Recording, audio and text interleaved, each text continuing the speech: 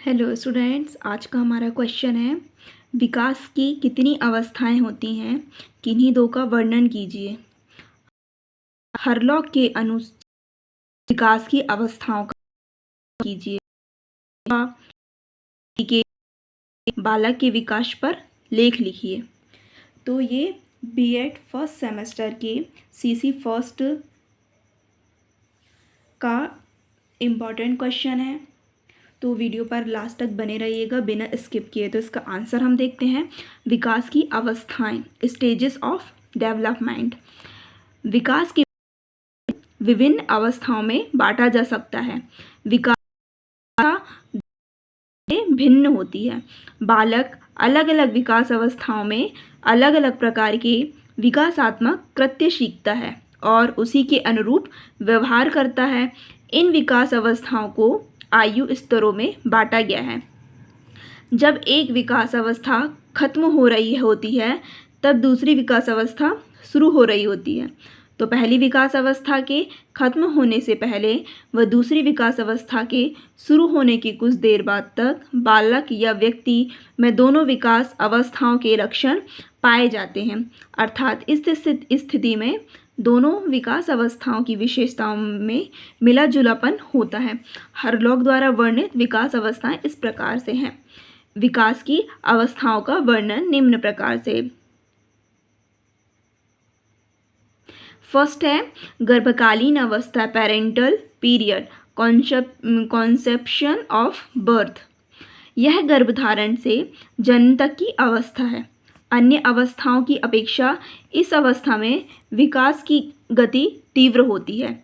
इस अवस्था में अधिकांश विकास शिशु के शरीर में होते हैं। इस अवस्था की विकास प्रक्रियाओं के अध्ययन की सुविधा की दृष्टि से इस अवस्था की 3 उप अवस्थाएं हैं। बीजावस्था, भ्रूणावस्था, गर्भ शिशु की अवस्था, जिसमें हम फर्स्ट देखेंगे बीजावस्था, जर्मिनल पीरियड। यह गर्भधारण से 2 सप्ताह तक की अवस्था है। इस अवस्था में शिशु का आकार अंडनुमा होता है। लगभग 10 दिन तक उसे माँ से कोई आहार प्राप्त नहीं होता, परंतु बाद में यह गर्भाशय की दीवार से जुड़ जाता है और माँ से आहार प्राप्त करने लगता है। हमारा भ्रूणावस्था, एम्ब्रियोनिक पीरियड, यह 2 सप्ताह से 8 की अवस्था है। इस अवस्था का जीव भ्रूण कहलाता है। इस अवस्था में शरीर के मुख्य अंगों का ही निर्माण होता है। दूसरे महीने के अंत तक इसका भार 2 ग्राम और लंबाई 1 इंच से 2 इंच तक हो जाती है। थर्ड है हमारा गर्भस्थ शिशु की अवस्था, पीरियड ऑफ फीट्स।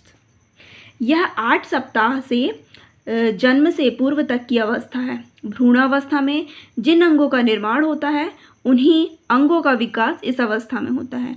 इस अवस्था में गर्भस्थ शिशु के सभी प्रमुख अंग जैसे हृदय, फेफड़े आदि कार्य करने लगते हैं और यदि 7 महीने का गर्भस्थ शिशु भी जन्म ले लेता है तो वह जीवित रह सकता है।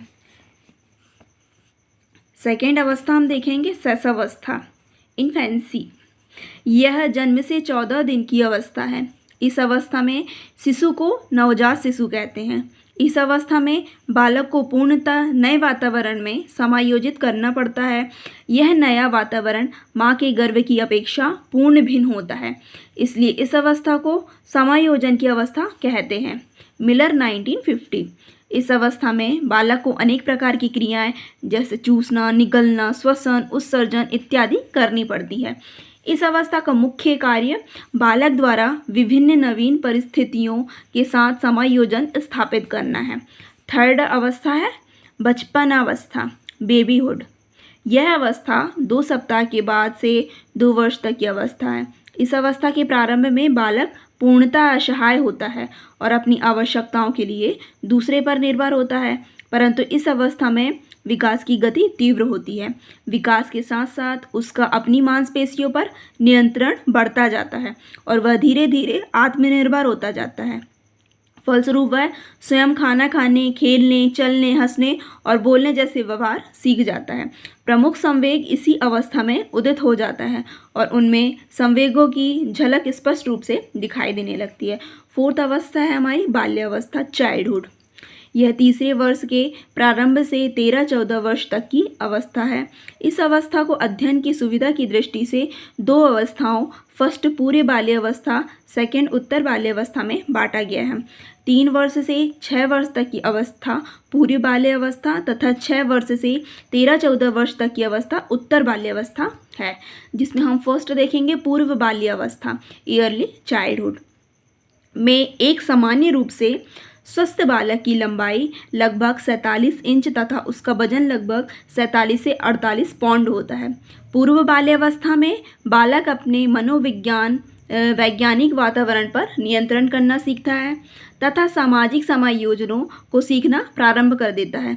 इस अवस्था में अनुकरण, जिज्ञासा तथा समूह आवृत्ति आदि कुछ विशेषताएं हैं जो बालक में पाई जाती हैं। जिज्ञासा के कारण बालक अक्सर अनेक प्रकार के प्रश्न पूछकर अपनी जिज्ञासा को शांत करने का प्रयास करते हैं। पूर्व बाल्यावस्था के मध्य तक बालक सामाजिक परिवेश में संपर्क में आता है क्योंकि वह स्कूल जाना शुरू कर देता है। उसका सामाजिक क्षेत्र बढ़ जाता है क्योंकि नए दोस्त, नए अनुभव और नए तरह के अधिगम करना शुरू हो जाते हैं। सेकेंड हम देखेंगे उत्तर बाल्यावस्था, लेट चाइल्डहुड। लड़कियों में 6 से 13 वर्ष तक तथा लड़कों में 6 से 14 वर्ष तक इस अवधि में शारीरिक परिवर्तन की गति बढ़ जाती है। स्थायी दांत निकल आते हैं। यौन परिपक्वता तथा किशोरावस्था का उदय इसी अवस्था में होता है। इस अवधि की मुख्य विशेषता समाजीकरण है। स्कूल में बच्चे अक्सर टोली बना लेते हैं। इस अवस्था में बाल साहसिक या महत्वपूर्ण कार्य करके तरह तरह के अन्वेषण और खोज करने, नए अनुभव प्राप्त करना, इस अवस्था में वह अभावों और कठोरताओं को सहन कर लेता है। वह किशोरों की भांति क्रांतिकारी भावनाओं का प्रदर्शन कम करता है। बालक का अधिकांश समय स्कूल तथा मित्र मंडली में व्यतीत होता है। इस प्रकार उसे जीवन की वास्तविकताओं को समझने का अवसर मिलता है। नेक्स्ट है पांचवी अवस्था, वयः संधि या पूर्व किशोरावस्था। इसका कुछ भाग उत्तर बाल्यावस्था और कुछ भाग किशोरावस्था में पड़ता है। लगभग 2 वर्ष तक बाल्यावस्था और 2 वर्ष किशोरावस्था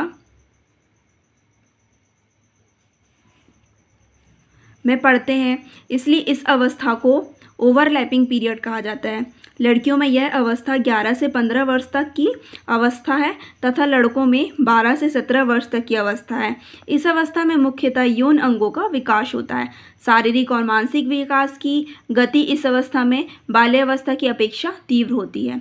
इस अवस्था में बालक अक्सर अपनी सामाजिक और संवेगात्मक नियंत्रण खो देते हैं।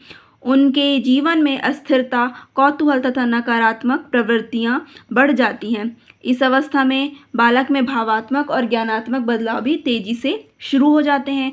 इस अवस्था में बच्चे स्वयं के बारे में सोचना शुरू कर देते हैं। 6th अवस्था हमारी किशोर अवस्था, एडोलेसेंस। बाल जीवन की यह अंतिम अवस्था है। यह 14-15 वर्ष से लगभग 21 वर्ष तक की अवस्था है।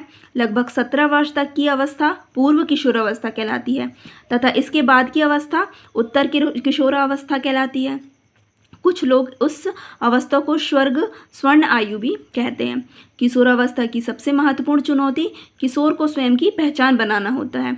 इस अवस्था में विपरीत सेक्स के लोगों के प्रति आकर्षण बढ़ जाता है तथा सामाजिक और कामुकता इस अवस्था की 2 प्रमुख विशेषताएं हैं, जिनसे संबंधित अनेक परिवर्तन बालक बालिकाओं में इस अवस्था में होते हैं। इस अवस्था में कल्पनाओं का बाहुल्य, स्वच्छंदता का बाहुल्य, समस्याओं का बाहुल्य, संवेगात्मक अस्थिरता तथा बढ़े हुए आंतरिक परिवर्तन जैसे लक्षण पाए जाते हैं। नेक्स्ट 7th अवस्था हमारी प्रौढ़ावस्था, एडल्टहुड। यह 21 से 40 वर्ष तक की अवस्था है। यह कर्तव्यों, बहुमुखी उत्तरदायित्व और उपलब्धियों की अवस्था है।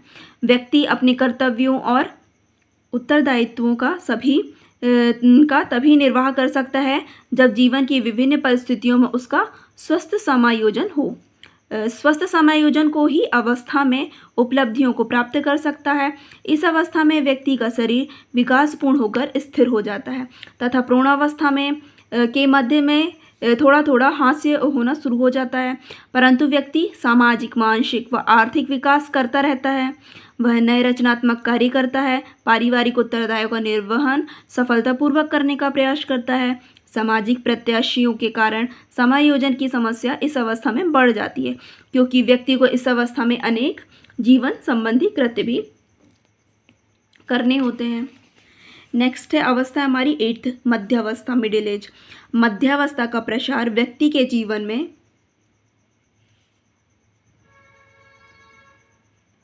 40 वर्ष से 60 वर्ष तक माना जाता है।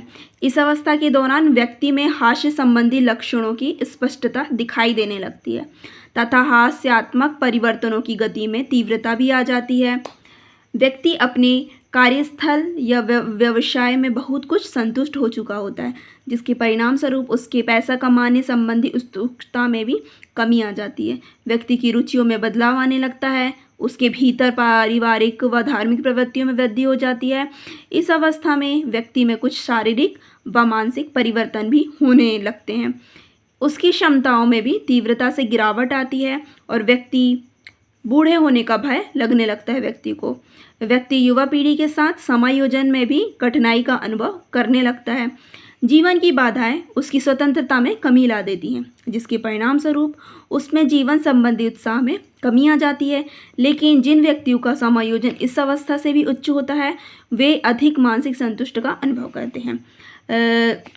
नेक्स्ट हमारा 9th, वृद्धावस्था, ओल्ड एज। जो लास्ट है हमारा अवस्था, वृद्धावस्था का प्रारंभ 60 वर्ष की आयु से होता है तथा यह अवस्था जीवन के अंत तक होती है। इस अवस्था में व्यक्ति की शारीरिक व मानसिक दोनों प्रकार की क्षमताओं का हास्य तीव्र गति से होता है। व्यक्ति की स्मरण शक्ति के हास्य में तीव्रता आती है, उसके रचनात्मक चिंतन और सीखने की योग्यताओं में भी कमी आती है। शारीरिक शक्ति खत्म होने लगती है, जिसके परिणाम स्वरूप उसकी कार्य संपादन क्षमता मंद हो जाती है। इस अवस्था में व्यक्ति अपने कार्य व्यवसायिक क्षेत्र में सेवानिवृत्त हो जाता है। उसकी दूसरों पर निर्भरता या आश्रितता बढ़ जाती है तथा जीवन के आकर्षण कम होते जाते हैं और उदासीनता तथा चिंता बढ़ती जाती है। कार्यविहीनता तथा निष्क्रियता के बाद भी व्यक्ति यह विरोधाभासी चिंतन रहता है कि वह अभी भी बहुत कुछ वृद्धि और विकास कर सकता है। व्यक्ति की रुचियों और मनोवृत्तियों में महत्वपूर्ण परिवर्तन होते हैं तथा उसके व्यवहार में बालकों जैसे आचरण का भी प्रदर्शन दिखाई देने लगता है।